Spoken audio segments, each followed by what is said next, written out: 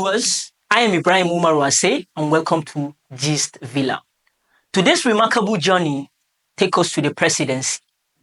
In a significant move aimed at enhancing national identity and fostering cultural awareness, President Bola Tinubu has approved the reintroduction of history as a mandatory subject in Nigeria's primary and secondary schools.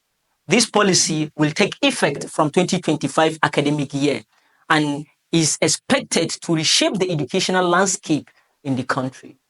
The decision to reinstate history in the basic education curriculum follows its controversial removal in 2007, a move that was widely criticized for disconnecting students from Nigeria's rich cultural heritage. Speaking on this development, Minister of Education Tunji Alausa announced during a recent interview that the president is determined to reintroduce history as a critical subject to foster national cohesion and strengthen the identity of young Nigerians. President Bola Tinubu has mandated that we put history back in our curriculum. From 2025, our students in primary schools, junior secondary schools, and senior secondary schools will have history as a core part of their studies, the minister stated. He further emphasized that reintroduction of history aims to bridge the generation gap in historical knowledge, ensuring that young Nigerians gain a comprehensive understanding of the nation's past. Please take a look. Let me go to basic education. Our curriculum is good. National Education Research Development Council have just reviewed that curriculum for the basic education level. And one important thing that had been missing in the past was Nigerian history. We have now people who are 30 years old, totally disconnected from our history. It doesn't happen in any other part of the world. President Bola Tinubu has mandated that we put that Nigerian history back in the curriculum. Is back.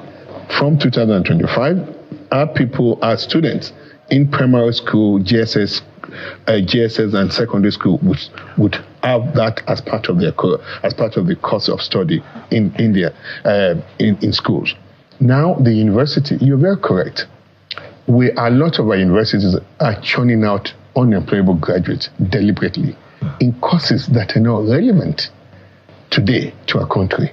I'll be meeting with the vice chancellors of all our federal universities, sometimes I think the 12th of January. We'll talk more about this.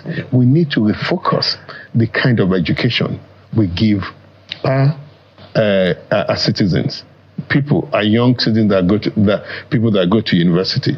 So once we start doing that, if you look at it, there's something that NUC has done.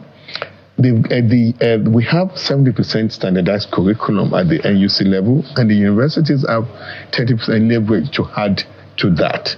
But then it's not as if the curriculum itself is bad.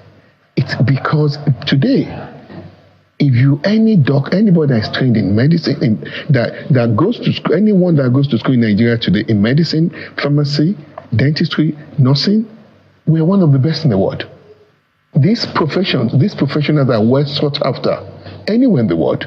Go to the US, go to UK, Nigerian doctors, Nigerian trained doctors, physicians, dentists, pharmacists, nurses, engineers are doing so well. It's not those core areas. We're talking about areas that we don't need. And that's why it appears that we're churning out a lot of graduates that are not employable. I agree with you. A lot of our universities need to be funded more, but the federal universities are well funded. Tech Fund has done so well. Go to several of these universities. They have befitting building lab, other infrastructure there, even instructional materials there. So we're not doing that badly, but we need more funding. And that's why we're retooling Tech Fund to provide more of these instructional materials. And if you go to our basic education level, UBEC, we're going to restructure the way things are being done. A lot of things are deliverables from UBEC to state. How the fund will now be switched into what we call P4R, Program for Result, not just a disbursement. We know 360-degree accountability of where those funds are being spent. While many applauded this initiative, critics have questioned its effectiveness in addressing the broader challenges of the educational sector. Some analysts argue that Nigeria's current socio-economic challenges, including inadequate infrastructure, teachers' shortages, and underfunding of education, need urgent attention. They assert that while reintroducing history is commendable, it is insufficient to address the root problem plaguing the system. The budget allocations for 2025 has also drawn sharp criticism. Some commentators highlighted that the federal government has allocated a mere 48 billion naira for education and 46 billion naira for healthcare, both critical sectors serving over 200 million citizens. These figures are dwarfed by the 125 billion budgeted for the National Assembly's 465 legislators. Critics argue that such disparities in resources allocation reveal a misalignment of priorities and undermining the government's commitment to improving citizens' welfare. Nonetheless, educational stakeholders have expressed optimism about the potential impact of this policy. They believe that incorporating history into the curriculum will provide students with a deeper understanding of their nation's journey, fostering a sense of pride and unity among young Nigerians. Understanding our history is crucial for development of informed and responsible citizens. This initiative will undoubtedly enrich our educational landscape, noted an educational analyst. As the 2025 academic session approaches, the Ministry of Education is expected to roll out guidelines and provide resources to facilitate the smooth integration of history into the school curriculum. Stakeholders are hopeful that this development will inspire a new generation to value and contribute to Nigeria's progress. As Nigeria takes this important step to reconnect its youth with their historical roots, the hope is that this policy will not only enrich the minds of the student, but also serve as a foundation for building a more united and informed society.